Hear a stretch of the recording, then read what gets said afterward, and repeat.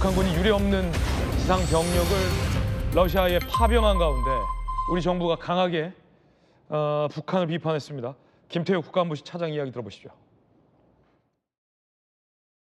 정부는 북한군의 즉각적인 철수를 촉구하며 현재와 같은 북한과 러시아의 군사적 야합이 지속될 경우 이를 좌시하지 않고 국제사회와 함께 단호하게 대처해 나가기로 했습니다.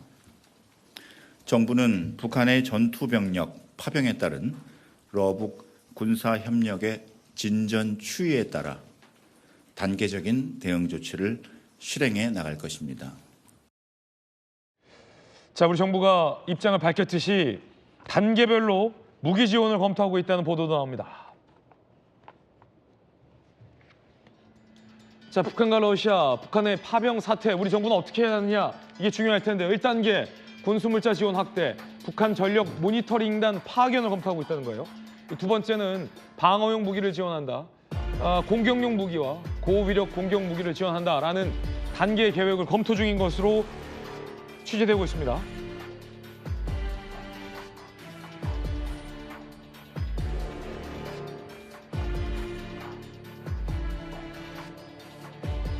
자, 방어용 무기로는 천궁이 있죠. 지대공 유도 무기, 드론 무력화 무기, 공격용 무기에는 155mm 포탄이 있습니다. 고위력 공격 무기에는 가장 상황이 격상됐을 때는 K9 자주포, K2 전차, 다연장 로켓, 천무 등을 지원할 수 있다는 얘기도 검토되고 있는데, 전성훈 비서관님, 이게 우리 정부가 당연히 이런 상황에 대해서 지금 염두에 둬야 되는데 자칫 걱정은 좀 화면에서 나갔듯이 대한민국에 가공할 만한 무기인 천궁이 가고 K9 자주포가 러시아 우크라이나 전장을 누비게 되면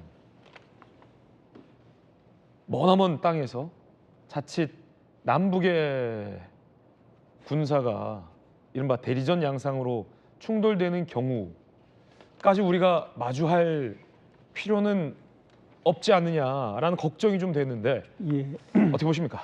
예, 사실 지금 말씀하신 대로 많은 국민들이 그런 걱정을 하고 있습니다.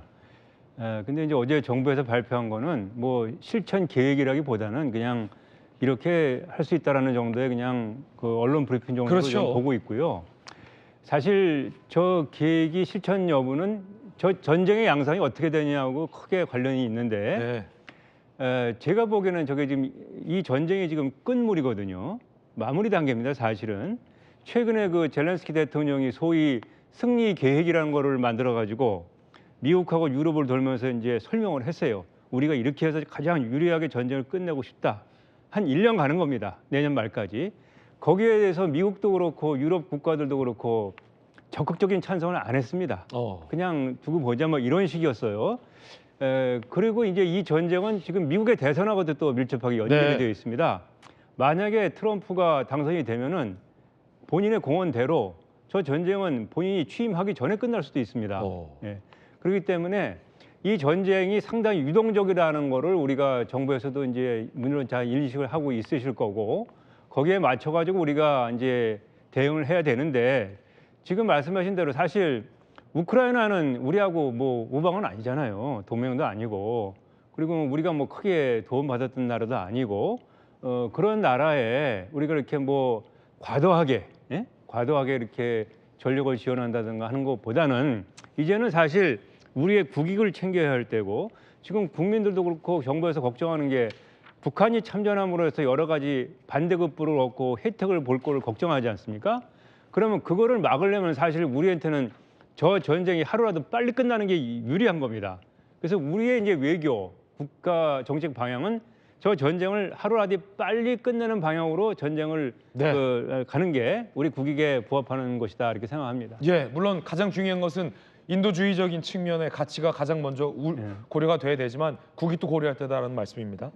자, 러시아와 북한에 대한 일종의 어떤 경고의 메시지로도 해석될 수 있을 것 같아요. 그런가 하면 북한은 국제 무대에서 파병 사실을 발뺌하고 있습니다만 여러 영상들이 또 공개됐습니다. 현지 영상, 공개된 영상들 모아보시죠.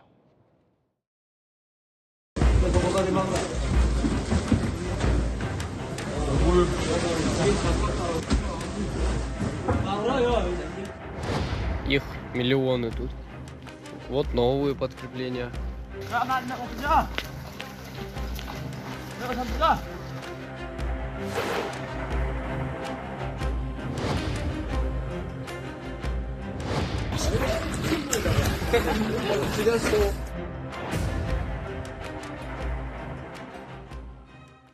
지금 새로 공개된 영상 마지막에 나왔는데 네. 러시아 한 부대에 북한군이 지금 도착한 영상으로 추정이 돼요.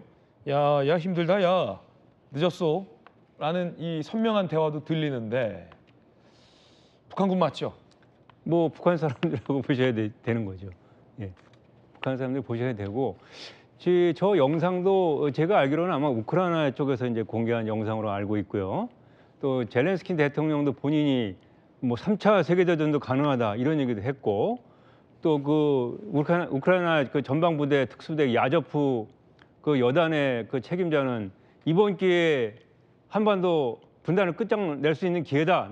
한국한테는 뭐 이런 얘기까지도 하면서 우크라이나 쪽에서는 지금 어떻게 보면은 그 이 북한에 참전 한국의 이런 그 지원을 좀 부채질하는 느낌이 들어서 저는 좀 그게 조심스럽다 이겁니다. 걱정된다. 예, 우리가 이제 그런 걸 조심해야 되고 오늘 그 러시아 전문가들 얘기는 또 그렇더라고요. 저 부대가 이제 갔는데 이걸 파견과 파병을 구분합니다. 파병은 전투 현장에 가는 거고 파견은 그냥 러시아에 들어가는 거죠. 그런데 전투를 하는 것보다도 북한군이 간다면 극동 지역 시베리아 이 지역을 맞고 이 지역에 있는 러시아 부대가 전투를 한다. 그러니까 이제 임무가 이제 바뀌는 거죠. 그런 식으로서 북한군의 역할이 정해질 수도 있다라는 얘기도 하고 있기 때문에 저렇게 뭐 영상이 나오고 하더라도 우리는 저게 뭐 북한이 전쟁에 가가지고 뭐 총을 쏘고 한다 이거를 이제 예단하지 말고 네. 좀 우리가 이제 차분하게 지켜보면서 다시 말씀드리지만 우리의 국익에 맞게 모든 정책을 해야 되고 지금 국민들이 좀 불안한 부분도 있습니다. 그런 부분도 이제 정부에서는 고려를 해야 된다 이렇게 생각합니다. 자, 우크라이나에 북한 인공기가 발견이 됐는데 함께 보시죠. 자, 저렇게 우크라이나 인공기. 이것이 뭐 참전 증거다라는 얘기도 나오고 있고 우크라이나 동부 격전지 북한 인공기 사진이 게재됐어요. 자, 공포 조장용, 심리전이다. 북한 인공기 아직 없다. 러시아의 공포 선전이다.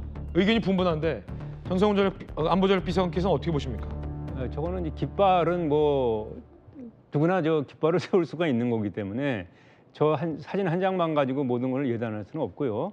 특히 요즘 그 뭐 SNS 시대에 뭐 페이크 뉴스 해가지고 가짜 뉴스도 많이 이제 저기 하고 있고 해서 저럴 때일수록 이제 그 많이 국민들이 흔들릴 수가 있어서 특히 이런 것 같은 그 정보화 시대에 우리 정부가 이제 좀 정확한 스탠스를 갖고 분명하게 이제 국민들을 이제 설득하고 설명하는 그런 그 대내 그 국민 진정 차원의 조치도 좀 필요할 것 같습니다. 그런데 김여정이 성명을 내고 파병에 대한 언급은 없는데 우크라이나와 우리 한국을 싸잡아 막말을 했습니다.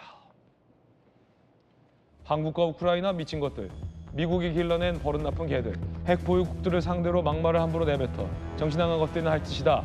김여정이 이렇게 노발대발을 하는 거 보니 발뺌을 겉으로는 하고 있지만 파병 사실을 이 한국 정부에 의해서 우크라이나와 한국 정부에 의해서 파병 사실이 전 세계에 공개된 것에 대해서 뜨끔하고 있는 것 같기도 합니다. 예, 그렇고 이제 북한은 지금 핵 보유국이라는 그런 지위를 가지고서 얘기를 하고 있기 때문에 그 철저하게 지금 그 스탠스에서 모든 대외 메시지가 나오고 있어요. 그리고 이제 우크라이나 발 여러 가지 뉴스를 통해서 우크라이나와 남한 간의 어떤 군사적인 유대가 강화될 것 같다는 그런 걱정도 할 수 있는 거죠. 예. 그런 여러 가지가 복합적으로 작용해서 저런 그 담화가 나오는 것 같습니다. 네. 전성훈 비서관과 함께 전문적인 이야기 나눠봤습니다.